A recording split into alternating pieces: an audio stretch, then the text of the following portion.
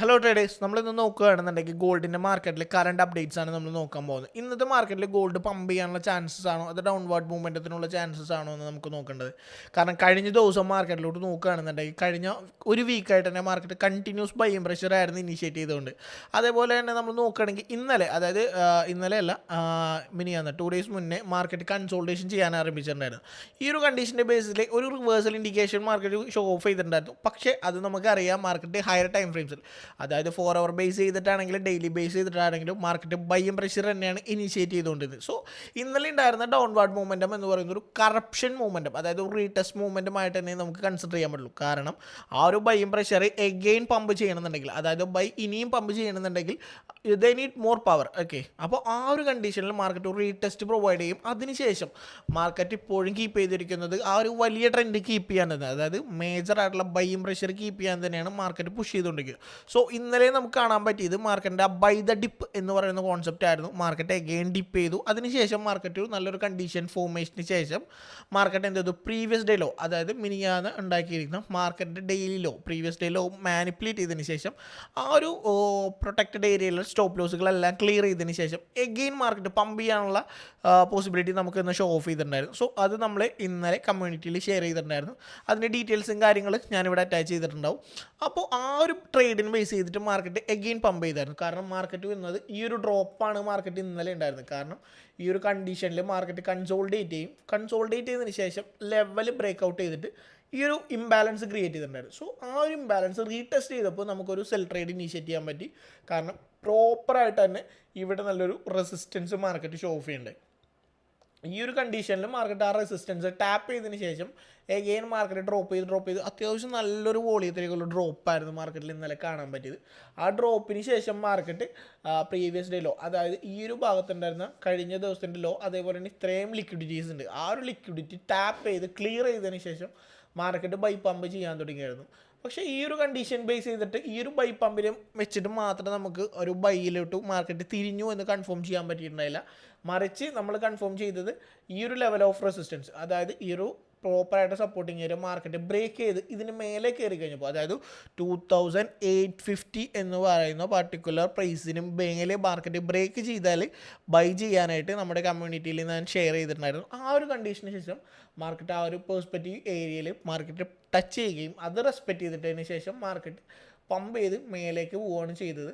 അതിൽ നമ്മൾ 2 ടാർഗറ്റാണ് മെൻഷൻ ആക്കിയിട്ടുള്ളത്, 2866 അതേപോലെ 2877. ഈ 2 ലെവൽ ഓഫ് റെസിസ്റ്റൻസ് ആണ് നമ്മൾ എന്ത് ചെയ്ത് മാർക്കറ്റിൽ കൊടുത്തിട്ടുണ്ടായിരുന്നത്. ഈ ഒരു മൊമെൻറ്റം നമ്മൾ ഇവിടെ നിന്ന് റെസിസ്റ്റൻസ് കീപ്പ് ചെയ്ത് ഇവിടെ ടാപ്പ് ചെയ്ത് എഗെയിൻ പമ്പ് ചെയ്യുന്ന വിചാരിച്ചു. പക്ഷേ മാർക്കറ്റിന് നല്ലൊരു വോളിയം ഉണ്ടായതുകൊണ്ട് തന്നെ മാർക്കറ്റ് ബ്രേക്ക് ചെയ്തു, റീടെസ്റ്റ് ചെയ്തു, അതിനുശേഷം പമ്പ് ചെയ്യാനുള്ള പോസിബിലിറ്റിയാണ് കറൻ്റ്ലി നമുക്ക് മാർക്കറ്റിൽ കാണാൻ പറ്റുന്നത്.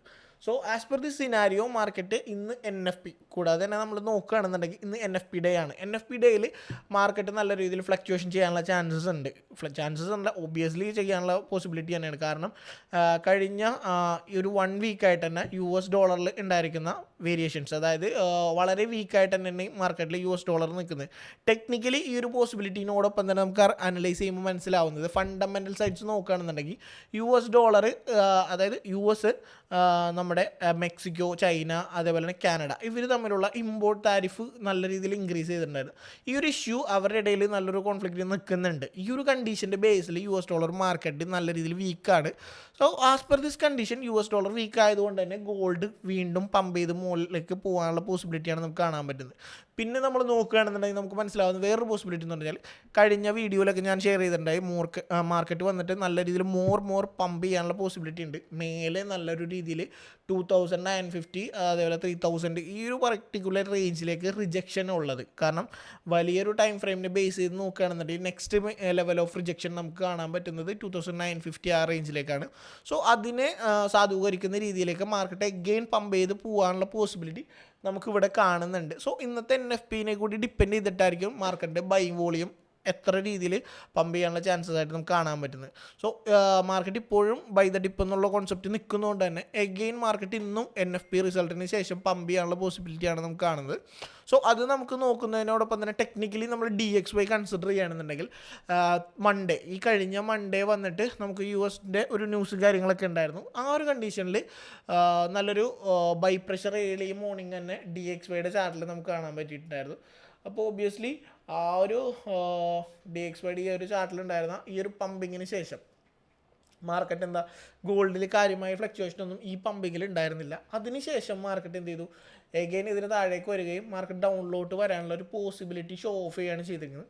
സോ നമ്മൾ ഈ ഒരു കണ്ടീഷനെ കൺസിഡർ ചെയ്ത് നോക്കുകയാണെന്നുണ്ടെങ്കിൽ ഈ ഒരു പ്രൊട്ടക്റ്റഡ് ലോഡ് പോർഷനിലാണ് മാർക്കറ്റ് നിൽക്കുന്നുണ്ടെങ്കിൽ പോലും മാർക്കറ്റ് ഡിപ്പ് ചെയ്ത് താഴേക്ക് വരാനുള്ള പോസിബിലിറ്റി തന്നെയാണ് DXYയിൽ നമുക്ക് കാണാൻ പറ്റുന്നത്. കാരണം ഒരു മേജർ സപ്പോർട്ട് എന്നുള്ള രീതിയിൽ നമ്മുടെ എക്സ്പെക്റ്റേഷൻസിൽ ഈ ഒരു സെൽ വോളിയം ഡെയിലി ബേസിലുള്ള ഹ്യൂജ് സെൽ വോളിയമാണ്. അതുകൊണ്ട് തന്നെ ഈ ഒരു ലെവൽ ഓഫ് സപ്പോർട്ടിലേക്ക് മാർക്കറ്റ് ഫോളോ വീഴാനുള്ള പോസിബിലിറ്റി നമ്മൾ കാണുന്നുണ്ട്. ഈ ഒരു കണ്ടീഷനെ ബേസ് ചെയ്ത് നമ്മൾ കണക്ട് ചെയ്യുമ്പോഴും ഗോൾഡ് പമ്പ് ചെയ്യാനുള്ള പോസിബിലിറ്റി തന്നെയാണ് technically and the same fundamentally നമ്മൾ കാണുന്നത്.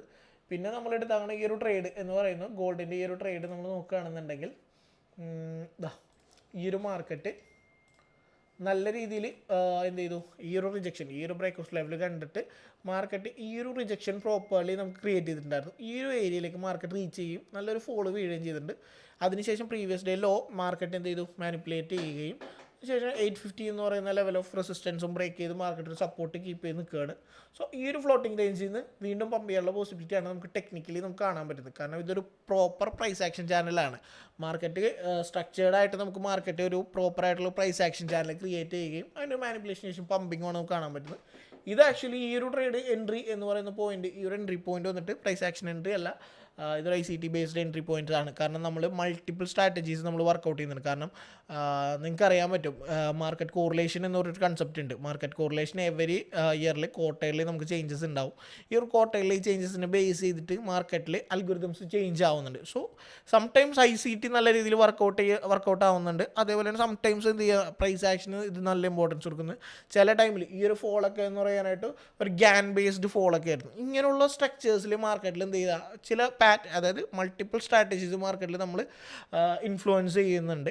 സോ ഈ ഒരു കണ്ടീഷൻസ് നമ്മളൊരു സ്ട്രാറ്റജീസ്, അതായത് ട്രേഡിംഗ് എന്ന് പറയുന്നതിന് ബേസ് ചെയ്ത് നോക്കുകയാണെന്നുണ്ടെങ്കിൽ ഒരിക്കലും ഒരു കോഴ്സ് സെഗ്മെൻറ്റ് അവസാനിക്കുന്നില്ല. കാരണം നമ്മൾ ട്രേഡിങ്ങിനെ പറ്റി ഡീറ്റെയിൽ ആയിട്ട് സ്റ്റഡി ചെയ്യുമ്പോൾ നമ്മുടേതായ സ്റ്റഡീസിലോട്ട് അല്ലെങ്കിൽ നമ്മുടേതായ സ്ട്രാറ്റജീസിലേക്ക് നമ്മൾ കൺവേർട്ടഡ് ആവും. ഈ ഒരു കണ്ടീഷനിൽ നമ്മൾ മൾട്ടിപ്പിൾ സ്ട്രാറ്റജീസിലുള്ള നോളജ് എടുത്തിട്ട് കൂടുതൽ ആക്യുറസിയിൽ, അതായത് കൂടുതൽ കൺഫർമേഷൻസ് എടുത്തിട്ട് നമുക്ക് എന്ത് ചെയ്യുക, ഒരു സെൽ ട്രേഡോ ബൈ ട്രേഡോ പൊസിഷൻസ് കീപ്പ് ചെയ്യാൻ പറ്റും. ആ ഒരു ബേസിൽ തന്നെയാണ് നമ്മളിവിടെ ട്രേഡ്സ് എടുക്കാറ്. സോ അതുകൊണ്ട് തന്നെ നമുക്ക് ഇന്നലെ ഈ ഒരു കമ്മ്യൂണിറ്റിയിൽ ഷെയർ ചെയ്ത ട്രേഡ്സ് നല്ല രീതിയിൽ വിന്നിങ് നമുക്ക് ക്രിയേറ്റ് ചെയ്യാൻ പറ്റിയിട്ടുണ്ട്. അതിൻ്റെ ഒരു അപ്ഡേറ്റ്സ് ആണ് നമുക്ക് ഇവിടെ കാണാൻ പറ്റുന്നത്.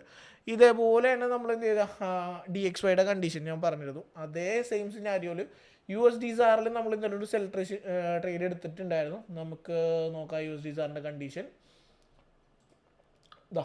സൗത്ത് ആഫ്രിക്കൻ ട്രേഡ് ആയിട്ടുള്ള കൺഫിഗറേഷനാണ്. ഇതിലും മാർക്കറ്റിൽ എന്ത് ചെയ്യുക, ഇന്നലെ ഒരു ട്രേഡ് വീണത് അത്യാവശ്യം നല്ലൊരു സെല്ലിംഗ് പൊസിഷൻ ആയിരുന്നു, നല്ല രീതിയിൽ വന്നിട്ടുണ്ട്. ഇപ്പോൾ കറൻ്റ് ഒരു സപ്പോർട്ട് എടുത്ത് നിൽക്കുന്നുണ്ട്.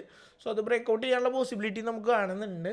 ആ ഒരു പൊസിഷനിൽ നമ്മൾ എന്ത് ചെയ്യുക, വലിയൊരു ടൈം ഫ്രെയിം ബേസ് ചെയ്ത് USD/SAR നോക്കുകയാണെന്നുണ്ടെങ്കിൽ നല്ലൊരു പ്രൈസ് ആക്ഷൻ ചാനലിൻ്റെ ഉള്ളിൽ കൂടിയാണ് മാർക്കറ്റ് മൂവ്മെൻറ്റ് ക്രിയേറ്റ് ചെയ്തുകൊണ്ടിരിക്കുന്നത്. So obviously market next support level എന്ന് പറയുന്നത് ഈ ഒരു ലെവലിലാണ്. സോ USD/SAR നമ്മളെടുത്ത ട്രേഡ് വിന്നിങ് ആയിട്ട് നമുക്ക് മൂവ് ചെയ്തുകൊണ്ടിരിക്കുകയാണ്. ഗോൾഡും നമ്മുടെ, കാരണം USD/SAR ഡൗൺലോഡ് ആണെന്നുണ്ടെങ്കിൽ സ്വാഭാവികമായിട്ടും ഗോൾഡ് മേലേക്ക് പോകാനുള്ള പോസിബിലിറ്റീസാണ്. കാരണം US ഡോളറിലെ ചേഞ്ചസ് ആണ് നമുക്കിവിടെ കാണാൻ പറ്റുന്നത്. US ഡോളറിൻ്റെ വാല്യൂവിലുണ്ടായിരുന്ന ഡിപ്രീസിയേഷനാണ് നമുക്കിവിടെ കാണാൻ പറ്റുന്നത്. So gold obviously again by pump പോകാനുള്ള പോസിബിലിറ്റി തന്നെയാണ് നമുക്ക് കാണാൻ പറ്റുന്നത്. സോ ഇന്ന് എന്തായാലും നമുക്ക് NFP കഴിഞ്ഞിട്ട് നമുക്ക് നല്ല രീതിയിലുള്ള ഫ്ലക്ച്വേഷൻ കിട്ടുമെന്ന് നമ്മൾ എക്സ്പെക്റ്റ് ചെയ്യുന്നുണ്ട്. സോ നമുക്ക് എന്തായാലും നോക്കാം. അപ്പോൾ വീണ്ടും അപ്ഡേറ്റ്സ്, ഇതിന് ട്രേഡ് റിലേറ്റഡ് ആയിട്ടുള്ള അപ്ഡേറ്റ്സ്, അതേപോലെ തന്നെ മാർക്കറ്റ് സ്റ്റഡീസ് പരമായിട്ട് നിങ്ങൾക്ക് കൂടുതൽ അറിയണമെന്നുണ്ടെന്നുണ്ടെങ്കിൽ നമ്മുടെ കമ്മ്യൂണിറ്റിയിൽ ജോയിൻ ചെയ്യുക. അതേപോലെ തന്നെ ഈ ഒരു യൂട്യൂബ് ചാനൽ സബ്സ്ക്രൈബ് ചെയ്യുക. ദെൻ നമ്മളൊരു കമ്മ്യൂണിറ്റിയിൽ പ്രോപ്പർ സിഗ്നൽസ് കാര്യങ്ങളൊക്കെ പ്രൊവൈഡ് ചെയ്യുന്നുണ്ട്. അതായത് മാർക്കറ്റ് അനാലിസിസ് ബേസ്ഡ് ആണ് കേട്ടോ. ഒരിക്കലും നമ്മളൊരു ബൈ ഇടോ ഇത്ര സ്റ്റോപ്പ് ലോസ് ഇത്ര ഇടാറ്, അതിനുപരി മാർക്കറ്റ് അനാലിസിസ് ഒരു പഠിക്കുന്നതിന് വേണ്ടിയിട്ടുള്ള രീതിക്കും കൂടി നമ്മൾ എന്ത് ചെയ്യുക, ചാർട്ട് അനാലിസിസ് കാര്യങ്ങളൊക്കെ ഷെയർ ആക്കുന്നുണ്ട്. ആസ് എ ബിഗിനർ ലെവൽ അതേപോലെ തന്നെ ഇൻ്റർമീഡിയറ്റ് ലെവലിൽ നിൽക്കുന്ന ആർക്കും ഇത് ജോയിൻ ചെയ്തിട്ട് വർക്കൗട്ട് ചെയ്യാവുന്നതാണ്. സോ ലിങ്കും കാര്യങ്ങളും ഞാൻ ഡിസ്ക്രിപ്ഷനിൽ കൊടുത്തേക്കാം. സോ നിങ്ങൾക്ക് എന്ത് ചെയ്യുക, ജോയിൻ ചെയ്യാവുന്നതാണ്. നമുക്ക് വീണ്ടും ഒരു നല്ലൊരു വീഡിയോസായിട്ട്, അതായത് മാർക്കറ്റ് അനാലിസിസ് വീഡിയോസായിട്ട് ഇനിയും കാണാം. സോ അതുവരെ ബൈ.